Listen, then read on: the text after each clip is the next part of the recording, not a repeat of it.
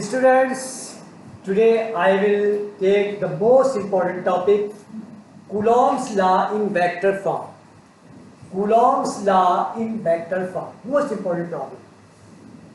This heading is important for the point of board examination. देखिए, ये हमने ये टू डायमेंशन एक्सिस बनाया हुआ है, X axis, Y axis.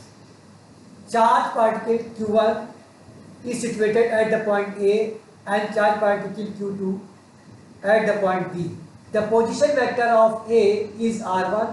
The position vector of this charge particle is R2.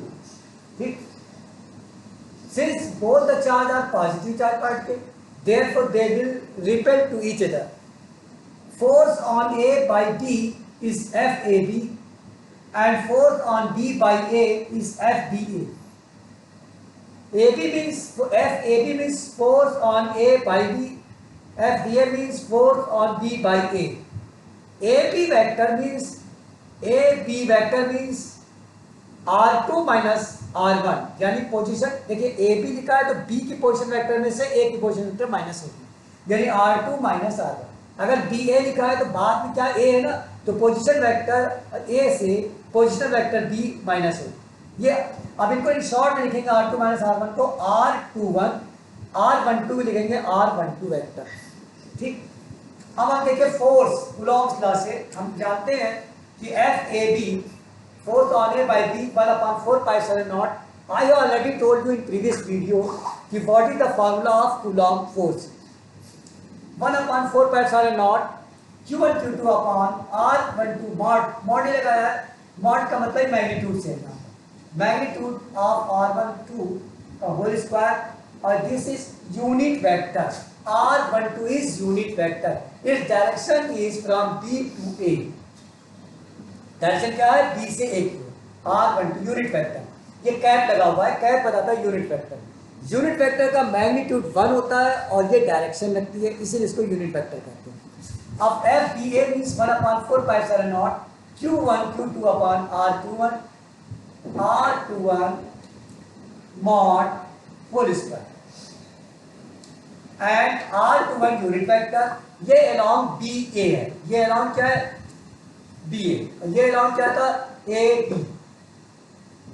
देखिए force on A by B, force on A by B यानी along BA. ये along क्या है? BA से. और force on B on A क्या है? along AB यानी A से B की ओर. BA का मतलब क्या है? A से B की ओर. ये अब समझ आ गया होगा अच्छी तरीके से. और दोनों अपोजिट डायरेक्शन में. FA देखिए A से B की ओर है, FAB क्या? B से A की ओर. ये डायरेक्शन है. अब देखिए यहाँ पर ये भी सेम है, कांस्टेंट Q1 Q2 दोनों का मैग्नीट्यूड सेम है.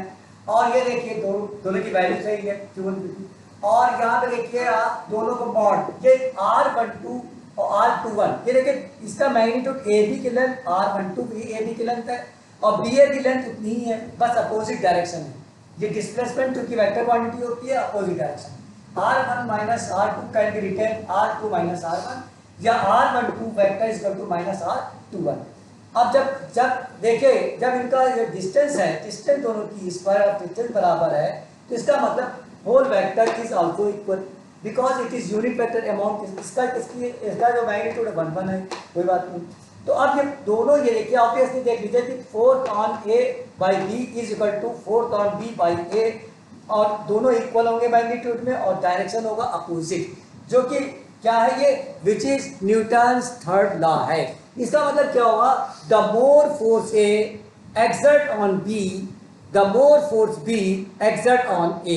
जितना फोर्स A B पे लगाता है उतना ही फोर्स B A पे लगाता है.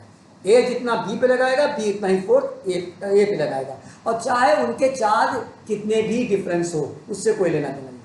मान लिया A पे फोर्स है 5 माइक्रोकूलम और दूसरे पे 10 माइक्रोकूलम, तो इसका मतलब ये हुआ कि A को मतलब तुम्हारे हिसाब से, यानी जनरली लोग कहते हैं कि A पर फोर्स कम लगना चाहिए. ऐसा कुछ नहीं. A पे फोर्स उतना ही लगेगा जितना कि B पे लगेगा.